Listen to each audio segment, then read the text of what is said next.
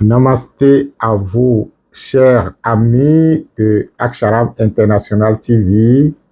Nous sommes à notre rendez-vous habituel et je profite de cette occasion pour remercier tous ceux qui ont participé à notre retraite spirituelle, retraite qui nous a permis donc de comprendre le mystère de l'existence, de comprendre la réalité fondamentale de la vie et qui désormais nous trace une autre façon de vivre, si vous l'avez bien compris. De toutes les façons, les différents éléments que nous avions utilisés sont toujours là dans le groupe de la retraite et chacun peut à tout moment se réinformer pour pouvoir donc se mettre en pratique. Je remercie toutes les unités de conscience qui ont permis à ce que cette retraite soit. Je remercie la vie en première position, les membres ancestrales et toute l'énergie donc de la communauté du Paramahansa qui a permis donc à la réussite parfaite de cette retraite. Et aujourd'hui, je suis là justement pour partager avec vous un pan de la connaissance qui naturellement nous échappe. Le thème sur lequel je souhaite échanger avec vous s'intitule « Chez nous, on dit à temps fin, nous fin ». C'est-à-dire que lorsque vous vous levez le matin, vous n'avez pas craché la salive et vous n'avez parlé à personne. À temps fin, cela veut dire que c'est la salive d'hier qui est encore là, c'est-à-dire que ce n'est pas sorti de votre bouche et ce n'est pas avalé non plus.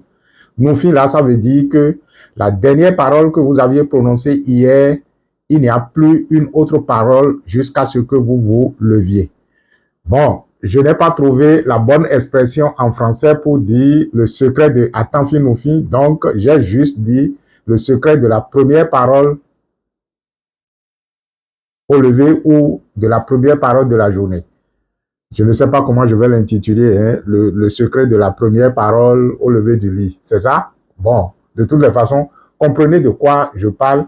C'est lorsque vous dormez et que le lendemain matin, vous vous réveillez, vous avez constaté tout simplement que vous vous êtes retrouvé dans ce monde. Quel est le secret que nous devons utiliser pour prononcer notre première parole? Est-ce que notre première parole va commencer par « Hey toi, est-ce que tu t'es déjà réveillé? Imbécile. Toi, est-ce que tu as déjà balayé? Sauvage. Et madame, amène-moi de l'eau à boire ou de l'eau sous la douche pour que je me lave. » Est-ce que notre première parole doit être ces paroles que nous prononçons généralement? Quel est le secret caché derrière la première parole de la journée? Qu'est-ce que cela peut nous donner comme, je vais dire, force? En quoi cela peut nous aider à produire une journée rayonnante? C'est de ça que nous allons parler dans cette capsule et je vous invite donc à l'attention. Avant d'aborder le sujet proprement dit, il sera d'abord question que nous comprenions ce que nous entendons par la parole. Lorsque on s'intéresse à la spiritualité de la parole, vous n'avez d'autre recours que ce qui s'est passé dans le processus de la création quand on disait que l'Esprit de Dieu planait sur les eaux et à un moment donné, Dieu aurait prononcé la parole pour dire que la lumière soit et la lumière fut. Parce que la première fois que l'univers a entendu la parole, c'est naturellement de la parole qui provenait de Dieu. Ok, d'accord, ça c'est ce qu'on nous a dit. Mais qui est ce Dieu? Qui a véritablement prononcé cette parole en première position, en premier lieu, pour qu'on puisse donc dire que, ah, attention, la parole a commencé par créer. Nous allons tout simplement faire une analogie entre ce qui s'est passé lors de la création et ce qui devrait se passer dans notre création individuelle. Parce que lorsque on se lève du lit et qu'on pose ses pieds sur terre, c'est une journée qui commence. Mais nous oublions généralement que la journée qui commence est une création de nous. C'est pourquoi justement tout le monde, même si c'est le même jour, ne vit pas la journée de la même façon. Je suppose, on prend un jour comme, par exemple, la fois passée, nous avions fait la retraite le dimanche 25 mai 2025. C'était une journée, mais tout le monde n'a pas vécu cette journée-là de la même façon. C'est pourquoi déjà, pour les étudiants qui sont parvenus déjà au niveau donc de l'initiation Corbeau, on leur enseigne comment faire le baptême mystique de la journée. C'est pour permettre à chaque personne de créer sa journée dans la journée. Lorsque vous prenez une journée comme le 1er juin 2025, tout le monde reconnaîtra sur la planète Terre que on s'est entendu que ce jour s'appelle 1er juin 2025. Mais ce que vous oubliez, c'est que disons, je vais dire que c'est un consensus, c'est-à-dire que nous avons formalisé cela. Il y a des calendriers dans lesquels ce ne serait pas 1er juillet 2025. Par exemple, lorsque vous prenez le calendrier chinois ou bien même le calendrier musulman et encore moins le calendrier donc africain, ce ne sera pas le 1er juillet 2025. Mais pourtant, c'est une journée que nous vivons. Et lorsque je prends le jour et la nuit qui se succèdent dans l'intervalle de 24 heures, même si nous habitons le même appartement, même si nous sommes dans le même boulot, même si nous sommes dans le même environnement, chacun vit sa journée. C'est vrai qu'on pourrait avoir des activités ensemble que nous sommes en train de mener, mais lorsque vous questionnez chaque personne au plus profond de lui, il ne dira jamais la même chose que votre voisin ou son collaborateur. Cela veut dire que chacun vit sa journée, même si c'est le même jour. Je reviens donc à l'idée de je me lève le matin. Entre-temps, je disais, nous allons d'abord nous entendre sur ce que nous appelons la parole. La première des choses qu'il faut comprendre, c'est d'abord que la parole n'est pas que les mots que l'on prononce. Lorsque nous voulons parler du mystère de la parole, peut-être qu'on va réserver une émission à ça et on va revenir là-dessus.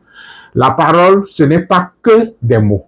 Lorsque je parle et que vous m'entendez, c'est vrai, on dira que j'ai prononcé des paroles. Mais avant même que les mots ne sortent de moi, la parole fut.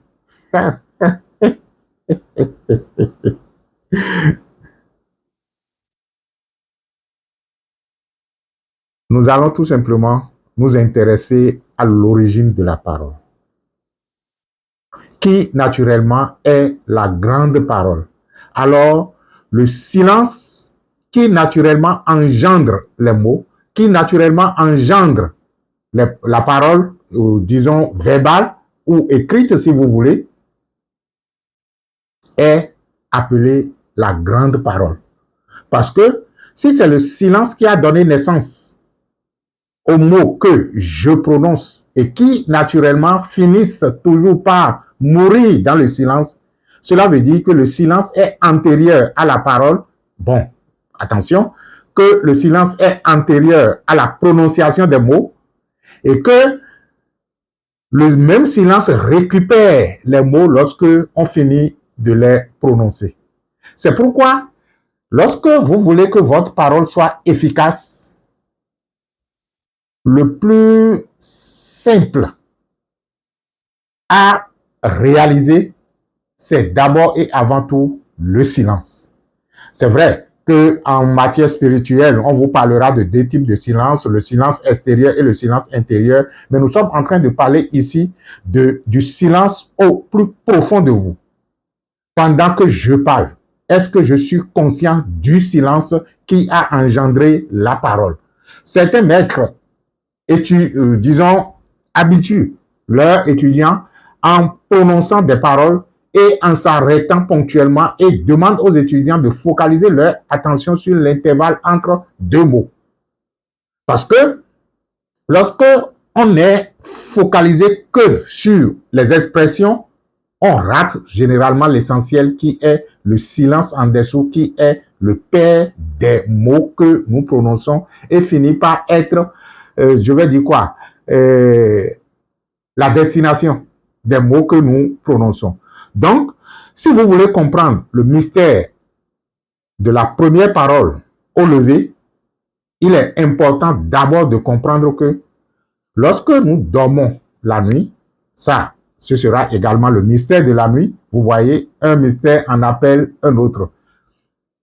Lorsque je couche mon corps la nuit, il est habituel de constater que le corps est au repos et pourtant, je pourrais être en activité dans d'autres environnements. Je pourrais être en activité dans d'autres dimensions. On dira tout simplement que je suis en train de rêver. Ok, d'accord. Je l'admets que je suis en train de rêver. Mais qui est véritablement en activité dans une autre dimension pendant que, je peux même dire dans un autre environnement, pendant que le corps est sur le lit, allongé au repos? Il y a donc une partie de nous qu'on pourrait appeler notre esprit qui, naturellement, lorsque le corps est au repos la nuit, se retrouve dans une autre dimension. Ça dépend des activités que j'ai menées avant de me coucher. Si mon sommeil est précédé d'une intense méditation où mon attention est focalisée sur une dimension donnée, je vais naturellement me retrouver dans cette dimension. C'est pourquoi, généralement, on conseille aux chélas, aux étudiants, de toujours faire leurs travaux spirituels avant de se coucher parce que lorsque le corps est au repos, l'esprit pourrait se retrouver piégé quelque part dans les méandres de l'existence qui se convertissent de l'autre côté. Et lorsque votre sommeil est soutenu par une activité spirituelle correcte, naturellement, votre esprit, c'est-à-dire, bon, entendez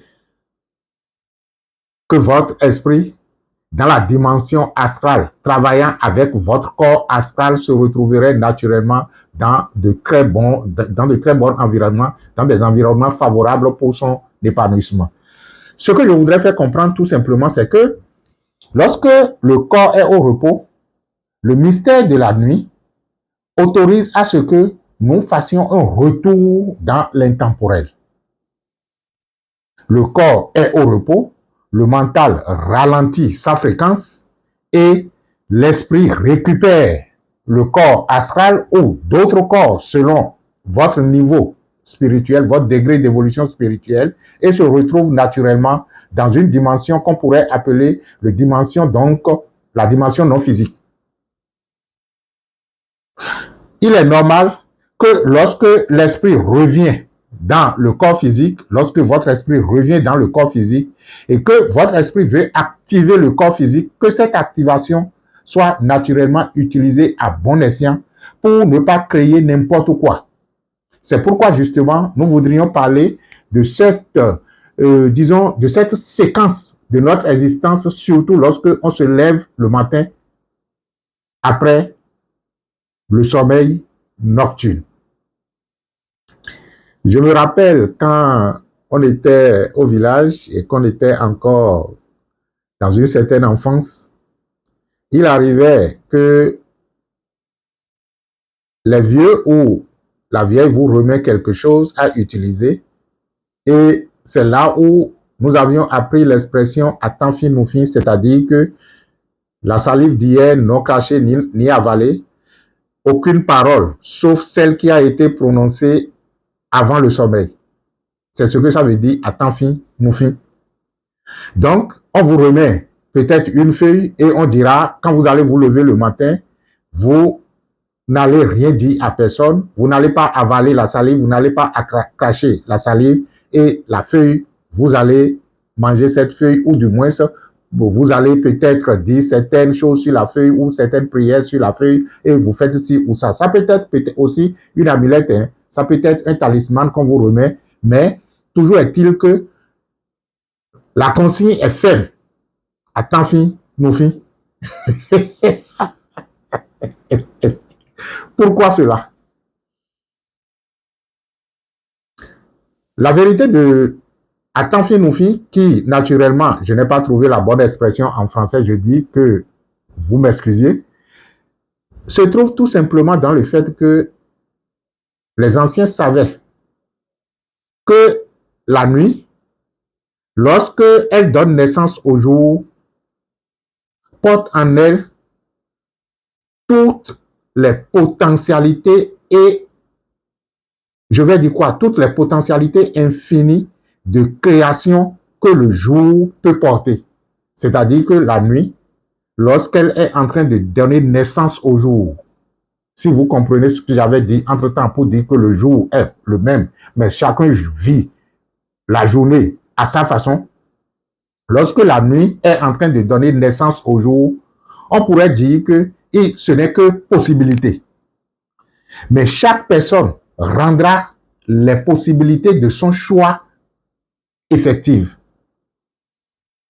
La nuit, lorsque elle est en train de donner naissance au jour, qui naturellement est marqué par des activités humaines, dont la nôtre, elle est neutre de nature et porte en elle, la nuit ou la journée, et porte en elle toutes les infinités de possibilités qu'on peut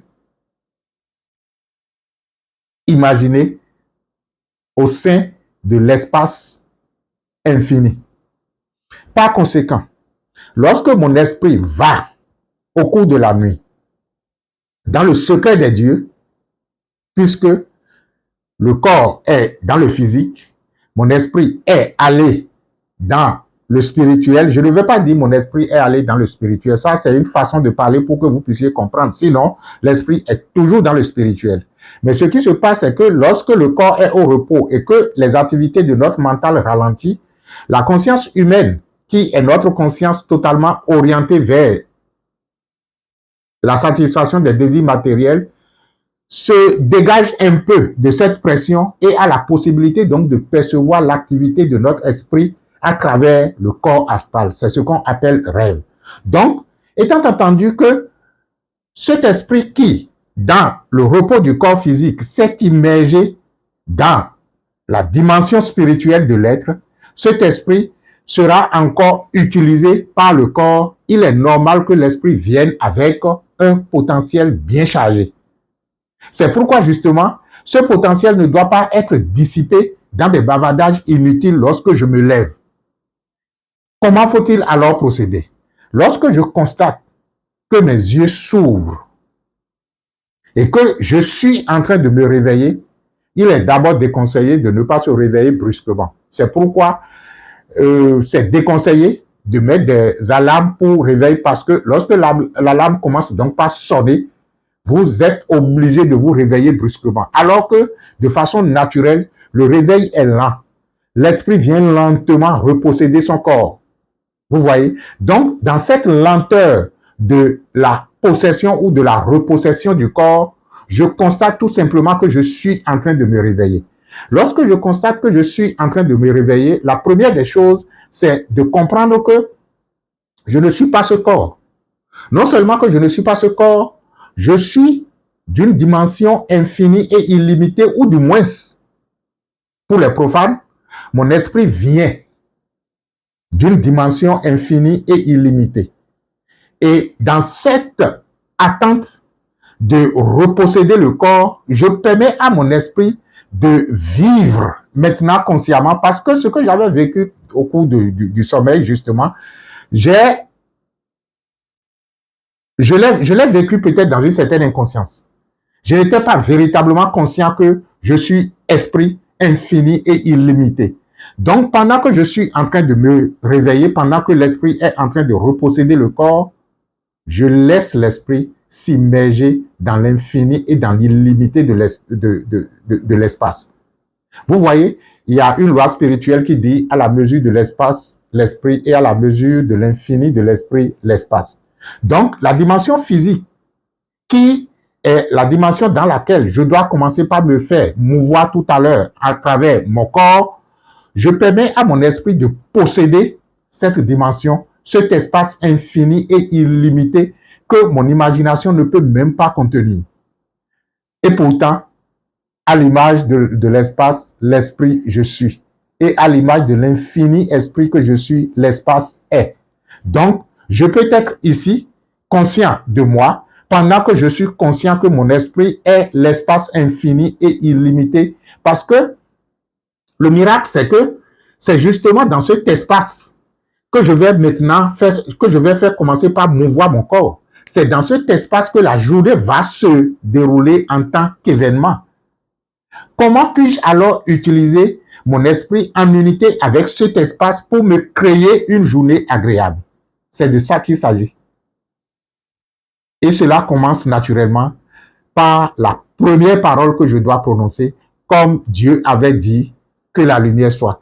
Quand Dieu voulait créer l'univers, il n'a pas préparé, il n'a pas dit des paroles de bêtises. Il ne s'est pas rétréci. Il ne s'est pas dit, bon, est-ce que je peux? Parce qu'il savait que le potentiel était là. Donc, de la même façon, je comprends que mon esprit s'est immergé dans ce potentiel infini et illimité et que lorsque il veut reposséder ce corps, il couvre aussi l'esprit infini et illimité.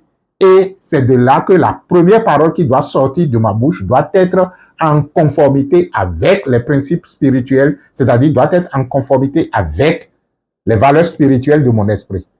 Donc, je conçois alors que lorsque mon esprit s'est uni avec l'espace infini et illimité, que ces valeurs spirituelles qu'il incarne sont déjà imprégnées dans cet espace dans lequel la journée va se dérouler en tant qu'événement. Et moi, en tant qu'individu, véhiculant donc ces valeurs, je ne fais que donc confirmer. Est-ce que c'est confirmé? Je ne fais que constater ce qui est. Et c'est pourquoi justement, lorsque j'ai une prière à faire, je commence la prière maintenant, avant même de saluer qui que ce soit. Peut-être, si je voulais me faire plaisir, la première personne que je dois saluer, c'est Maurice, et je lui dis bonjour. Maurice, bonjour, comment tu vas ce matin? Et je commence maintenant ma prière. Mais je reste souhaité que avant même de saluer Maurice en tant qu'individu physique, que je me ressens être celui qui, en fait, est ce potentiel qui a créé Maurice. Je suis la vie incréée qui a créé la créature dénommée Maurice. Par conséquent, lorsque je veux prononcer la première parole de la journée, je dois d'abord faire référence à qui je suis, qui, naturellement, se déploie et que, en tant qu'individu, je viens donc prendre de cette source-là pour pouvoir verbaliser ce que je veux que la journée soit. Ce sera donc très agréable hein, d'expérimenter et de constater que chacun crée sa journée, chacun crée ses événements. Vous allez dire oui, et si entre-temps, nous avions par exemple, j'ai dit, si nous avions par exemple un challenge au boulot qui demande que je me lève vite, je me lève et rapidement je dois... Non, ça n'a pas besoin d'assez de temps. Vous avez juste besoin peut-être de quelques secondes. Mais au départ, cela pourrait vous demander quelques minutes, mais pas plus de 2 ou 3 minutes peut-être.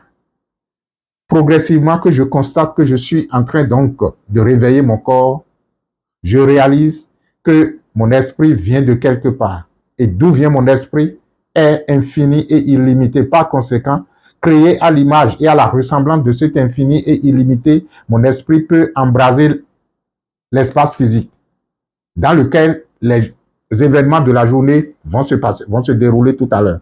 Alors, je comprends que tout à l'heure, quand bien même je vais me lever, je vais faire lever le corps va bouger dans quoi? Les événements vont se dérouler dans quoi? Les événements se déroulent dans l'espace qui est déjà en unité avec mon esprit, que je reconnais être amour, que je reconnais être paix, que je reconnais être bénédiction. Par conséquent, lorsque je réalise que mon esprit est en train de reposséder le corps, je lui prends de ses qualités et je verbalise ces qualités qui, naturellement, deviennent maintenant des qualités actives que j'ai, des qualités que j'ai activées dans la dimension physique. Et ce n'est qu'après ça que je peux donc me lever ou, même si il m'arrive peut-être de poser les pieds sur le sol, avant même de poser les pieds sur le sol, doit d'abord déjà verbaliser les qualités de l'esprit, c'est-à-dire la vie qui est en train de reprendre corps en contact avec la terre. Je vous remercie d'avoir été là. Et je pense qu'on reviendra encore et encore sur de telles pratiques pour vous permettre de maîtriser davantage. C'est que je ne veux pas que la capsule soit longue et peut-être que je l'intitule d'abord Le secret de Atafinoufi, première partie. Merci et que la bénédiction soit à vous. Namasté. Paix.